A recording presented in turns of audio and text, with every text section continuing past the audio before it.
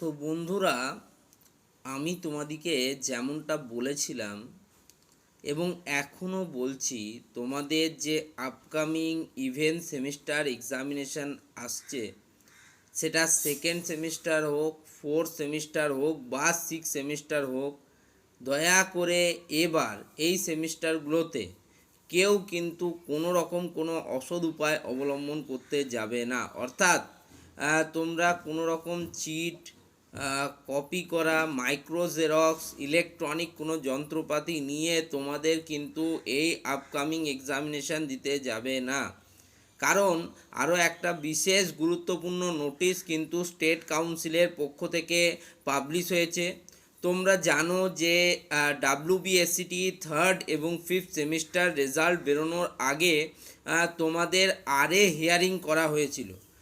অর্থাৎ যে সমস্ত স্টুডেন্টরা অড সেমিস্টার এক্সামিনেশনের সময় চিটিং করতে গিয়ে ধরা পড়েছিল, সেই সমস্ত স্টুডেন্টদের কিন্তু কারিগরি ভবনের পক্ষ থেকে ডেকে পাঠানো হয়েছিল। ঠিক আছে, এবং যাদের খাতা করা হয়েছিল, রিপোর্টেড এগেনস্ট করা হয়েছিল, তাদের কিন্তু কাউন্সিল থেকে ডেকে পাঠানো হয়েছিল। এবার কাউন্সিল থেকে ডেকে পাঠানো হওয়ার পর তোমরা জানো নির্দিষ্ট দুদিনে তাদের কিন্তু শুনানি হয়েছিল, এবং সেই শুনানিতে তাদের কাছ থেকে জানতে চাওয়া হয়েছিল যে তারা কেন অসৎ উপায় অবলম্বন করে পরীক্ষা দিয়েছে, এবং কোনো স্টুডেন্টই তার সঠিক বা স্যাটিসফ্যাক্টরি উত্তর কিন্তু প্রোভাইড করতে পারেনি। তা বিভিন্ন স্টুডেন্ট কিন্তু সেখানে ক্ষমা চেয়েছিল তাদের এই ভুলের জন্য, কিন্তু তারপরেও কালকে কিন্তু প্রকাশিত হয়েছে হিয়ারিংয়ের রেজাল্ট, এবং হিয়ারিংয়ের রেজাল্ট বেরোবার পর একটা জিনিস লক্ষ্য করা যাচ্ছে যে স্টুডেন্টদের কিন্তু বেশিরভাগ স্টুডেন্টকে তোমার সেমিস্টার ব্যাক এবং 1 ইয়ার সাসপেন্ড কিন্তু করে দেওয়া হয়েছে। একই সাথে অনেক স্টুডেন্টকে সাবজেক্ট ব্যাকও দেওয়া হয়েছে, কিন্তু বেশিরভাগ স্টুডেন্টকে ফেল করিয়ে দেওয়া হয়েছে। তার মানে বুঝতেই পারছো যে এবার স্টেট কাউন্সিল বিষয়টা যথেষ্ট কড়াভাবে নেবে।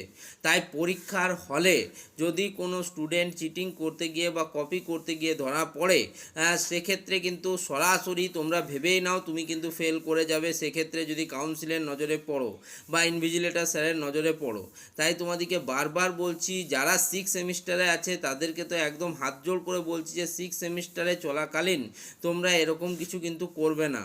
ঠিক আছে, প্রয়োজনে পড়াশুনো করো, তোমাদের হাতে এখনও 2-3 দিন সময় রয়েছে, কিন্তু এবার কিন্তু যথেষ্ট কড়াকড়ি হতে চলেছে তোমাদের এক্সামিনেশনে। আমি আগেও বলেছিলাম, এখনও বলছি যে তোমাদের কিন্তু এবারের সেমিস্টার এক্সাম যথেষ্ট সহজ কিন্তু হবে না।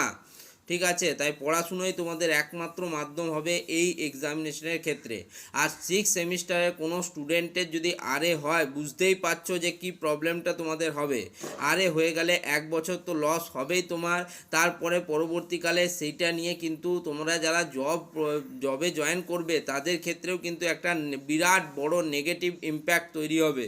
তো যেই জিনিসটা থেকে বাঁচতে অবশ্যই পড়াশুনো করে ভালোভাবে কিন্তু তোমরা এক্সামিনেশান দেবে। ঠিক আছে, আর যারা ফোর্থ সেমিস্টারের স্টুডেন্ট আছে তাদেরকেও একই রিকোয়েস্ট রয়েছে যে তোমরাও কিন্তু খুব ভালোভাবে এক্সামিনেশান দাও। এক্সামিনেশানটাকে মেন ফোকাস করো, নাকি মাইক্রো জেরক্স বা মোবাইল ফোনে উত্তর দেখে পরীক্ষা দেওয়া। ঠিক আছে, এই সমস্ত কিছু থেকে বিরত থাকাই মনে হয় আমার সব থেকে ভালো কাজ হবে তোমাদের।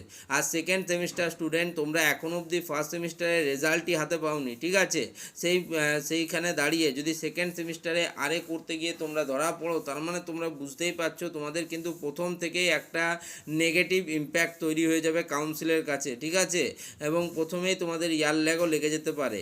তাই ভালোভাবে এক্সামিনেশান দাও। ঠিক আছে, এই জন্য বলছি, আমি এগুলো কোনো মন গড়া কথা বলছি না, একদম কাউন্সিল থেকে পাবলিশ করা নোটিশ অনুযায়ী কথা বলছি। যেহেতু নোটিশটা একটু কনফিডেন্সিয়াল, সেহেতু সেটা এখানে কিন্তু দেখানো যাবে না, কারণ নাম রিভিল করা যায় না।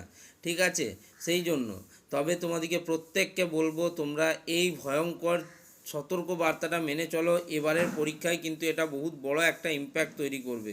ঠিক আছে, তাই কেউ ভুল করবে না, এবার ভালোভাবে তোমরা পড়ো।